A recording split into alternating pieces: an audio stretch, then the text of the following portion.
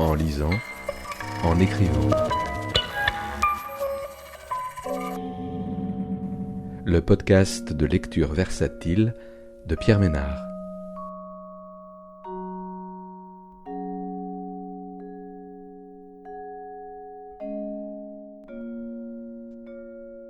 Aujourd'hui, Nietzsche au piano de Frédéric Pajac, paru aux éditions Libretto en 2026.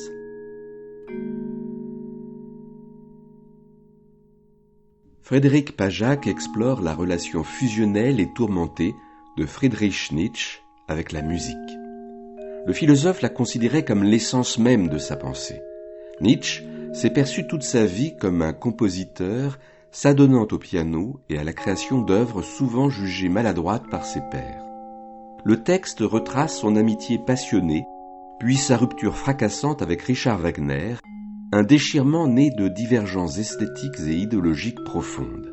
Le philosophe a fini par rejeter le romantisme allemand au profit d'une musique méditerranéenne plus solaire et légère. À travers ce prisme, la vie de Nietzsche apparaît comme une quête de rédemption esthétique face à la solitude et à la maladie. Cette biographie illustrée démontre finalement que, pour lui, chaque phrase écrite possédait sa propre rythmique symphonique. Un an plus tard, à l'été 1877, Nietzsche reprend une composition commencée en février 1875 et intitulée « Hymne à la solitude », dans laquelle il veut saisir celle-ci dans toute sa terrible beauté. La solitude, elle l'étrangle, comme un lacet lui serrant le cou. Elle est pour lui à la fois une souffrance et un salut.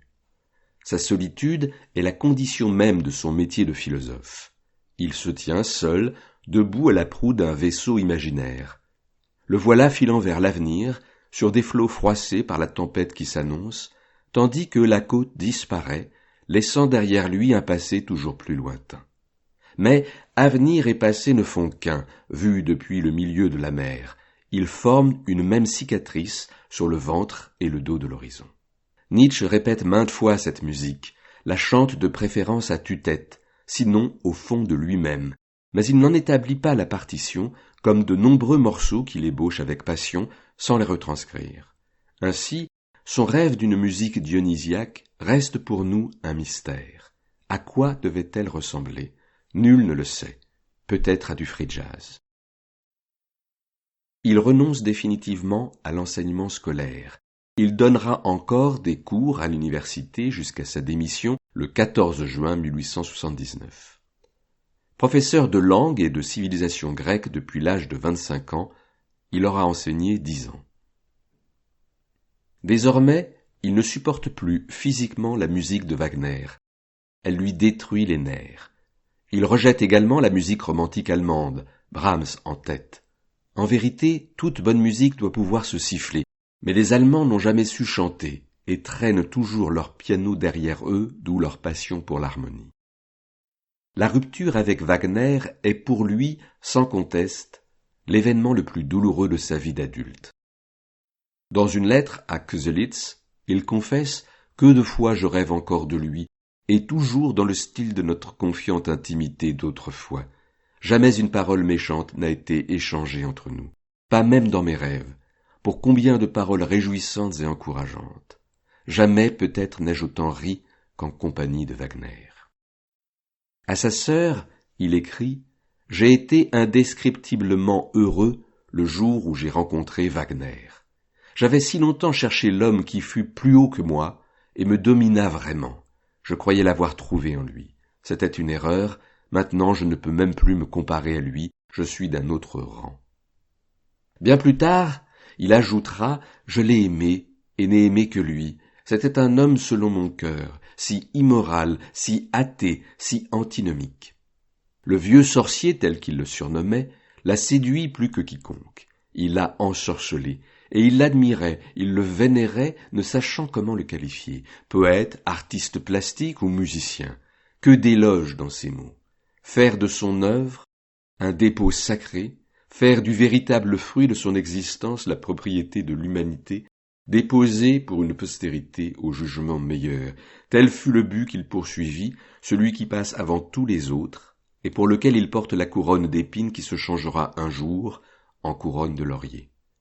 Combien fut dure cette séparation, après 6 ans de complicité. À présent, il rêve d'une musique légère, mélodique. Son vœu est exaucé, par hasard, le 27 novembre 1881, au théâtre Politeama de Gênes. Il assiste à une représentation de Carmen, l'opéra de Bizet. Il avait été très attristé à l'annonce de la mort du musicien en 1875, à l'âge de 36 ans. Cette musique est pour lui une antithèse ironique à celle de Wagner. Elle fait appel ouvertement à la passion. Malgré les effets pittoresques, c'est une musique méridionale, un véritable voyage dans le pays et les mœurs de l'Espagne. Séville, ses cigarières, ses rivaux amoureux, brigadiers et toréadors. Quelques jours plus tard, il écrit à Köselitz « Hier, me croiriez-vous ?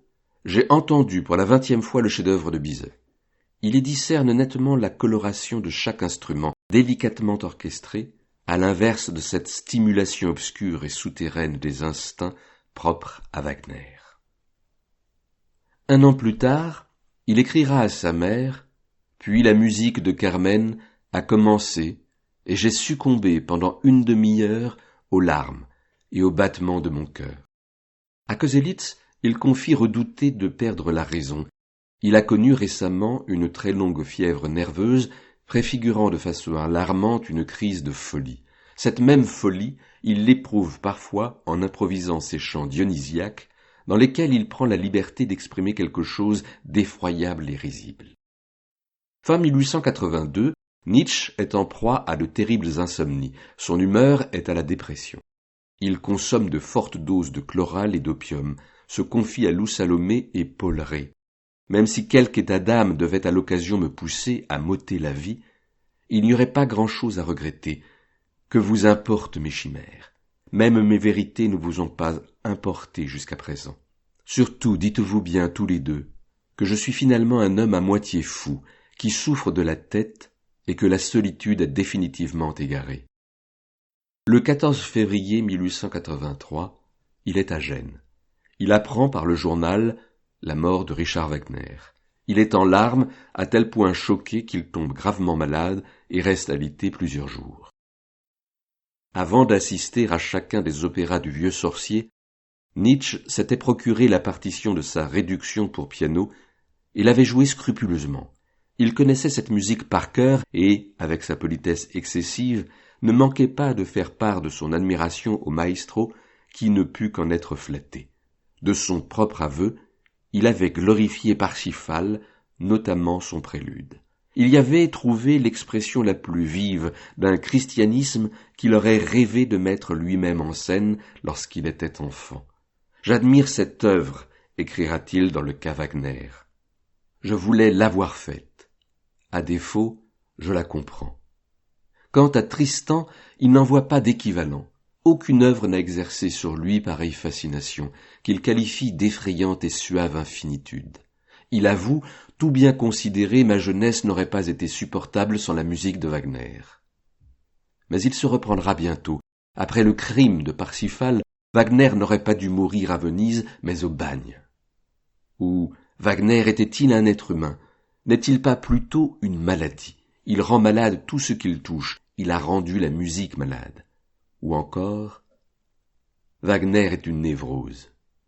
Cette musique, il l'a aimée, pourrait-on dire, jusqu'à la nausée. Il y voit à présent quelque chose de narcotique et se désole de ce que les jeunes gens soient condamnés à dépérir sous son influence. Il s'oublie, il se débarrasse d'eux-mêmes pendant un instant. Que dis-je, pendant 5 à 6 heures. Nietzsche emmène Lou Salomé à Tribschen en une sorte de pèlerinage. Elle se souvient. Longtemps il resta assis en silence au bord du lac, plongé dans de lourds souvenirs, puis dessinant du bout de sa canne dans le sable humide, il me parla d'une voix sourde de ces temps révolus, et quand il leva les yeux, je vis qu'il pleurait. Libéré de Wagner, Nietzsche ressent soudain l'avenir de la musique avec effroi. Dans une société où le christianisme et la bière sont les deux grandes drogues du peuple, celle-ci n'a plus pour mission que d'exciter les nerfs fatigués ou de détendre le spectateur paresseux. L'esclavage, aux yeux du philosophe, a été aboli pour mieux se généraliser. La musique ne requiert plus la moindre exigence. L'ère du binaire n'est pas loin. Elle se met au service du plus grand nombre pour ne devenir qu'un divertissement, une recherche du plaisir pour le plaisir, au même titre que les voyages touristiques. Pourtant, lui qui ne fréquente guère les gens du peuple n'est pas un ennemi du peuple. Il voit en lui l'âme profonde de l'art, d'où surgissent des œuvres qui s'en retournent à lui. Il avait acclamé Wagner lorsque celui-ci désignait l'unique artiste existant, le peuple poétiquement créateur. L'artiste individuel n'est jamais qu'une émanation du peuple, ce que pensait également Ernest Renan, qui voyait dans la peinture et la sculpture italienne l'œuvre du peuple lui-même. Mais Nietzsche se désole de ce que le peuple soit réduit à ne s'accomplir que dans le labeur du travailleur moderne, toujours plus soumis, plus pauvre, plus étranger à soi-même. C'est pourtant lui le vrai et unique artiste, qui prodigue généreusement ses mélodies, ses danses, son bonheur d'expression, afin d'échapper un peu à l'accablement et à la répétition des gestes du travail manuel. L'artiste individuel, le professionnel, recherche dans le peuple un être idéal, avec qui partager une même détresse et une volonté de créer un art commun, fondé sur le mythe. Mais le monde moderne bafoue les mythes. Il les relègue à l'état de contes pour enfants. Wagner a retrouvé certains mythes et les a fait chanter dans ses opéras, il les a délivrés. Plus tard, Nietzsche, toujours à la recherche d'un créateur idéal, le dramaturge dithyrambique, s'en désolera, épouvanté par les légendes et les héros de son propre pays. Désormais, il va s'en prendre à la musique elle-même. Il ne compose plus, il ne fait qu'écrire ses livres, et toujours plus brillamment. Ses phrases virevoltent, sautillent, il s'est débarrassé des lourdeurs de la pensée allemande, il aime Léopardi, Stendhal, Dostoïevski, Chamfort, Voltaire. Il aime l'aphorisme qui surgit comme l'on décoche une flèche. Par ailleurs, il ne cesse et ne cessera jamais d'être poète, accumulant vers rimés et vers libres. Toutefois, il reproche au poète ce qu'il reproche à la religion. Ils donnent des apaisements provisoires, et, parce qu'ils allègent la vie, ils détournent leur regard du présent ou le font apparaître dans une lumière chatoyante. Nietzsche se défie de tout ce qui étourdit sous couvert de vouloir guérir, non seulement les stupéfiants de toutes sortes, mais encore la religion et l'art qui s'apparentent aux stupéfiants. Ces derniers sont des échappatoires destinés à consoler ou guérir les douleurs morales. Il perçoit très lucidement où va l'art de son temps, qui sert à étourdir, à enivrer, à anesthésier, à amener la conscience d'une manière ou d'une autre à l'inconscience.